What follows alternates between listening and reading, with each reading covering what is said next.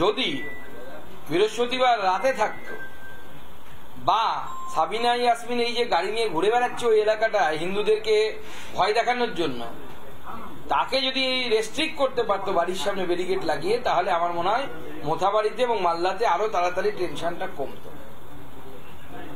আজকে যদি আপনাকে বাধা দেওয়া হয় সেক্ষেত্রে আপনারা কি করবেন? দেখুন, আমরা গণতান্ত্রিক পদ্ধতিতে সেখানে আমাদের আন্দোলন চালাবো। আমরা তো তৃণমূল কংগ্রেস নেই যে হুলিগানিজম করবো। মমতা বন্দ্যোপাধ্যায়ের মতো বিধানসভা ভাঙতে তো পারবো না। আমরা আমাদের আন্দোলন চলবে ভারতীয় জনতা পার্টির নেতৃত্বে। ভারতীয় জনতা পার্টির কর্মী সমাজ যারা আছে, ভারতীয় সমাজ, হিন্দু সমাজ, তারা সবাই মিলে লড়াই করবে তৃণমূল কংগ্রেসের বিরুদ্ধে, তৃণমূল কংগ্রেসের পুলিশের বিরুদ্ধে। পুলিশ কি জানতো না যে এই ধরনের ঘটনা ঘটতে চলেছে? যদি না জানতে পারে তো সেটা পুলিশের অপদার্থতা। তার ইন্টেলিজেন্স কোথায়? তার ইন্টেলিজেন্সের তো খবর থাকা উচিত। এবং এটা পুরোটা প্রি প্ল্যান। কেন বলছি আপনারা দেখবেন যে পোয়ালের গাদাতে আগুন দেবার জন্য জ্যারিকেনে ভরে ভরে পেট্রোল নিয়ে আসা হয়েছিল।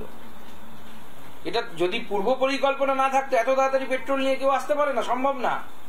পরিষ্কার বোঝা যাচ্ছে পূর্ব পরিকল্পনা আছে। এবং আমার কাছে খবর যে তৃণমূল কংগ্রেসের মালদা জেলার হিন্দু নেতা যারা, তারা পর্যন্ত মানছেন যে হ্যাঁ এটা পূর্ব পরিকল্পিত। এবং সাবিনা ইয়াসমিন বেশ কয়েক মাস আগে মালদা অডিটোরিয়ামে এই ধরনের বক্তব্য রেখেছিলেন যে থানা আমাদের কথা না শুনলে থানাকে ঘেরাও করতে হবে, অমুক করতে হবে। তারপর একের পর এক ঘটনা ঘটছে, থানা জ্বালানোর মতো ঘটনা ঘটেছে, তার আশকারাতে হচ্ছে। মমতা বন্দ্যোপাধ্যায় তাকে পিঠ চাপড়ে আশকারা দিচ্ছেন এই সাবিনা ইয়াসমিন। আপনারা হিন্দুদের ওপর আক্রমণ হলে পথে নেবেন, বাধার মুখে পড়েন, দিকে দিকে অশান্তি হচ্ছে। বাংলাতে এবার আধা সামরিক বাহিনী বা সেনা নামানোর প্রয়োজন, অন্তত রামনবমীর আগে যে পরিস্থিতি। দেখুন, রাজ্য সরকারের হাতে ল অ্যান্ড অর্ডার থাকে, আইন শৃঙ্খলা রাজ্য সরকারের এখতিয়ার ভুক্ত। তো স্বাভাবিকভাবে কোর্টের আদেশ ছাড়া এটা কেন্দ্র সরকার পারে না, বা এই ধরনের কোন এমার্জেন্সি যদি সিচুয়েশন আসে, তাছাড়া কেন্দ্র সরকারের এখতিয়ার নেই নামানো। ইমার্জেন্সি সিচুয়েশন কি আছে?